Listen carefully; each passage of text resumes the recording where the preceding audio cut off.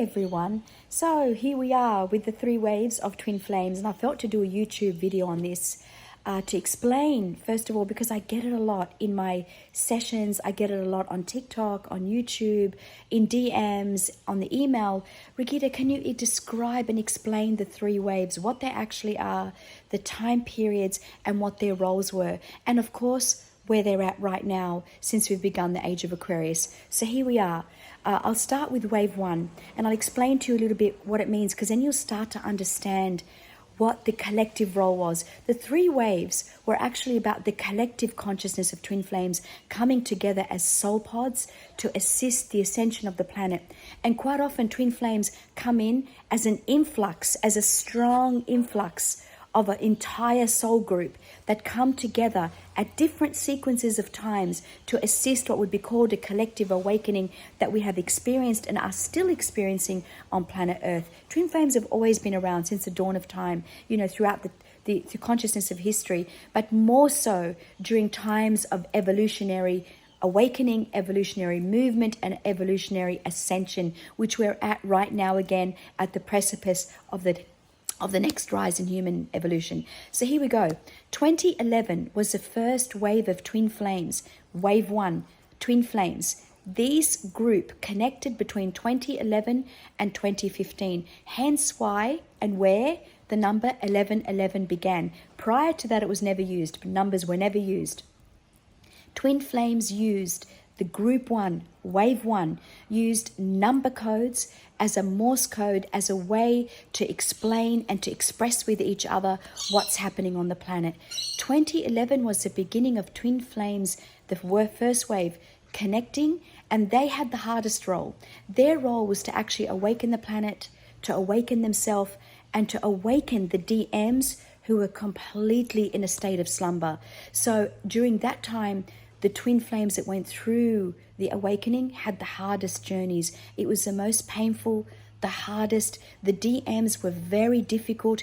And if anything, the DMs at that time really pushed back at the twin flames, the divine feminines, through rejection, abandonment, betrayal, denial, throwing under the bus, exposition, exposing them, completely not accepting or allowing any form of communication, which is what's wonderful about the 3rd and 2nd wave is there is communication, there is some attempt, and certainly for many now are coming into union. But the first wave has had zero, almost very little. It was absolute block out, shut out from the DM towards the DF.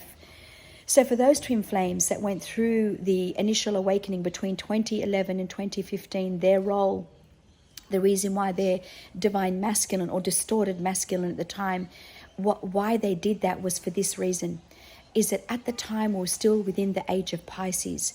The precession of the equinox astrologically did not change until after December 12, 2012.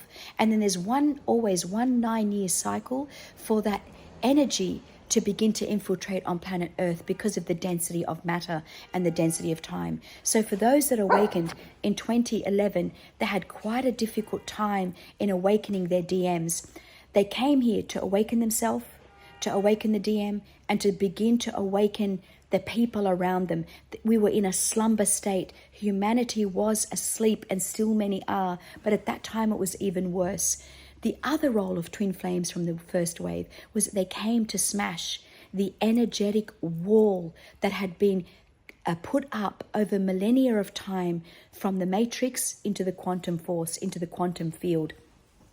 There was a massive wall that was put up that kept people in darkness, that kept them constrained, that kept them constricted, that kept them within templates and infiltration and belief systems that were not serving humanity, but serving the matrix to keep humanity down so they could control and manipulate the human movement. So in that case, a lot of the twin flames at that time awakened.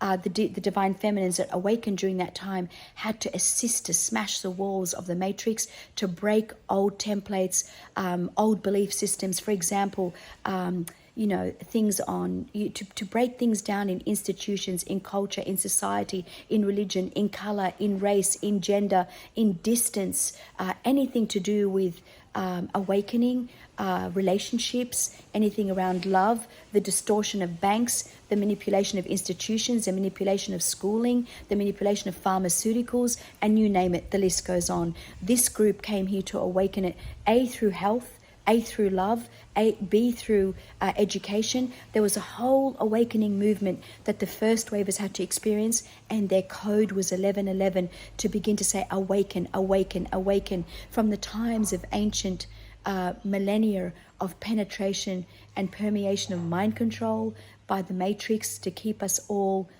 under control, in their power, as sheeple.